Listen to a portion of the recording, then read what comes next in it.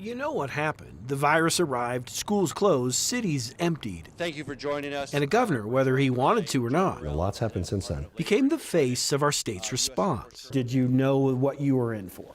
So we sort of saw the writing. We're like, when, where? Jared Polis spent the next few years of his life talking to reporters and cameras and eventually computer cameras about a virus that would go on to claim the lives of more than 15,000 Coloradans. I had two friends that lost their lives to it. I think many people know people that either lost their lives or faced hospitalization, and some that are dealing with long COVID. During our interview, we discussed all sorts of things related to the state's response. Did we close our schools for too long? What do you think? Well, you know, it was different across the state. I can tell you one of our biggest priorities during that pandemic, especially in the fall of 2020 as kids were going back, was to get schools open. He admits. But overall, achievement suffered. There were consequences. Absolutely, some of the big districts took longer to be fully back in person. Particularly with the stay-at-home order he made March 25th, 2020. You still feel comfortable with that decision? We had to make the best decision we had at any given time with the information we had.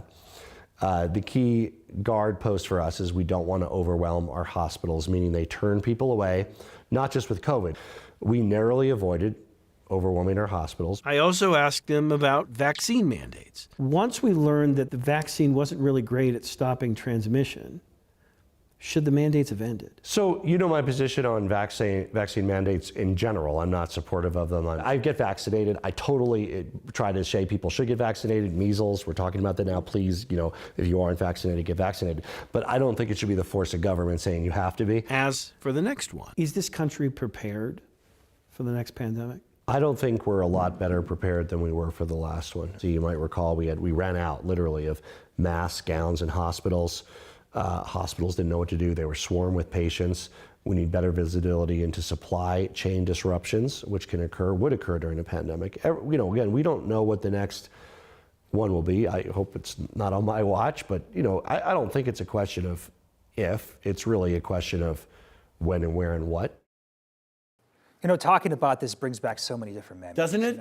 It does, you know. It's weird that it's 5 years ago, isn't it? In many ways, it seems like it was forever ago, and then in some ways it feels like it was just like a week ago. Yeah, interesting take there on the vaccine mandates, because I remember here in Denver, I mean, police officers lost their jobs for not vaccinating.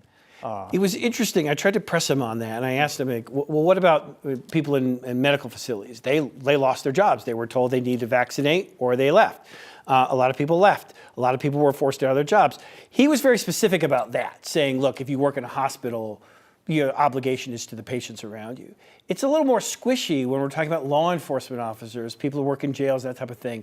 And he wouldn't get really specific about that. Mm-hmm. You know, the governor, he talks about openly. He's not in favor of mandates. It's an interesting question that he just would not get heavily involved in. Yeah, you could tell he wasn't going to there.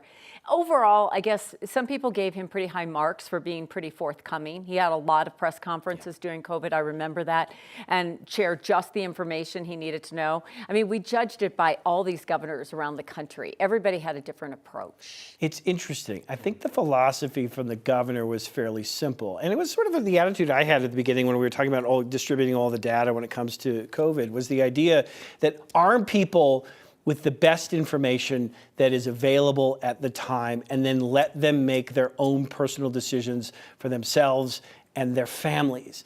Now, that's difficult with a disease that's spreading around rather quickly. I asked him questions about what happens to the people that were locked out of nursing homes. They couldn't say goodbye to their loved ones. That was horrendous. It was really awful. And you'd like to think we learned something from this.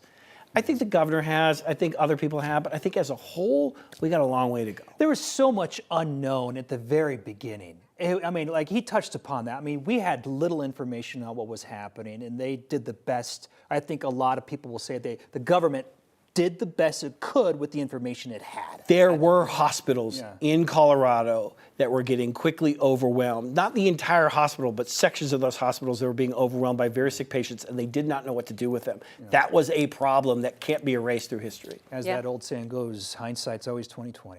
Yeah. Thank you, Chris.